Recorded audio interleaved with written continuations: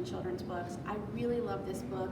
It was just one of those books that you pick up right from the beginning and you just do not put it down. It centers around a magic harp and 4 different children, and each of the children get the harp and they have some really challenging family crisis or family issue that they have to solve, and the harp and music play a key role in this book. It's just a beautifully written book. It's a historical fiction fairy tale, and like I said, I just could not put this down from this very first page. So this is the book I would give to everyone for Christmas. I would gift everyone, if I could gift everyone one book, I would gift them Macbeth by William Shakespeare, which is probably an unconventional choice, but I think that Macbeth is just such a good story. And it's easy to get lost in. I will say that I don't think that when people hear Macbeth a lot of times, or Shakespeare, they think Shakespearean language that's almost, intimidating to read. But I don't personally think that I would give everyone like this Macbeth, like the William Shakespeare Macbeth. There's graphic novels, there's teen editions. I'm pretty sure there's one for teens that's just an emojis called Macbeth #KillingIt, which one of the beauties of Shakespeare and Macbeth is that it can be adapted in many ways. But the story is just, it's supposed to go quickly. It's supposed to be Shakespeare's most accessible play because it was written for a king who was not good at having a good attention span.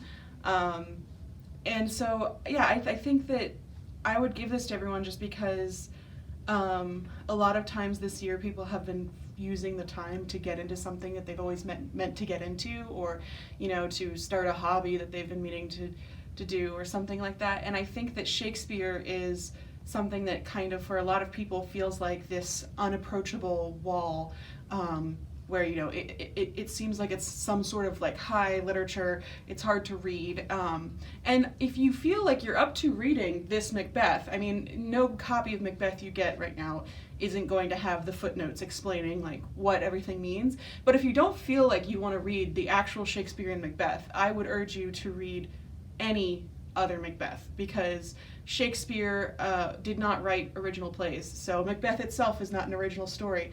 Shakespeare's Macbeth is an adaptation, so if you read an adaptation of it, then that's perfectly acceptable. And I think it's just, however you find your best way to access Shakespeare, go for it. And if there's ever a year to try to crack into something that you've never done before, it's this year.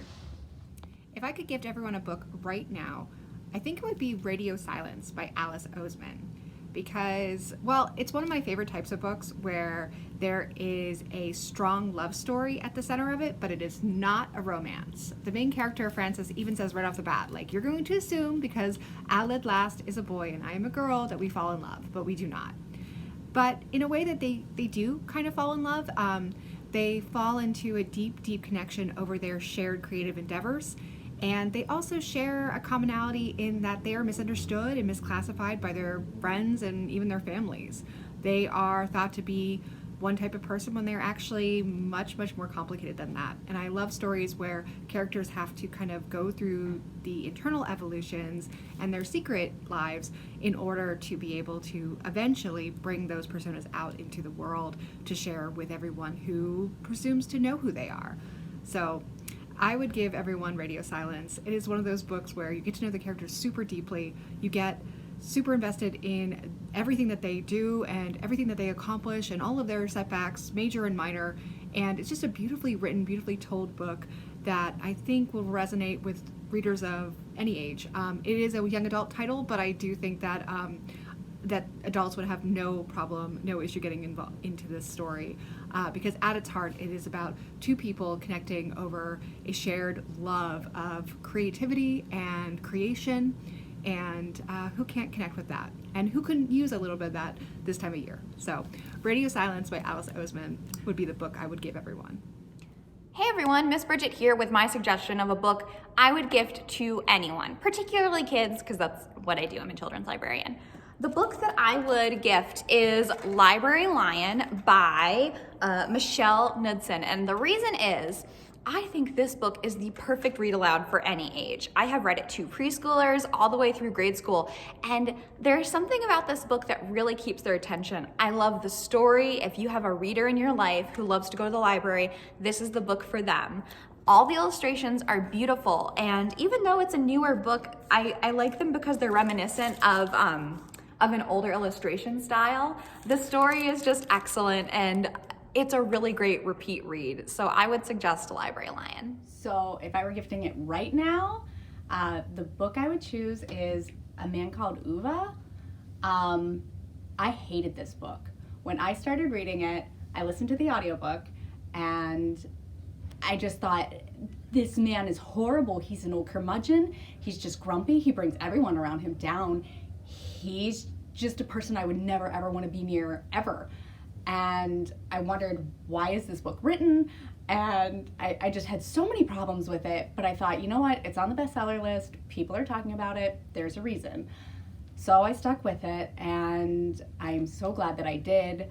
It's a wonderful story of love and loss and friendship, and most importantly, kind of it tells the story behind a person, right? Which I think is something that we could all use right now, instead of making those snap judgments. And, you know, I heard the beginning of what he was doing, and, you know, I came to a snap judgment. I thought he was so cranky and horrible. But as we learn more of his story, see more of his interactions with other characters, obviously he grows a lot, or grows on us. We get that better understanding, right, of a person.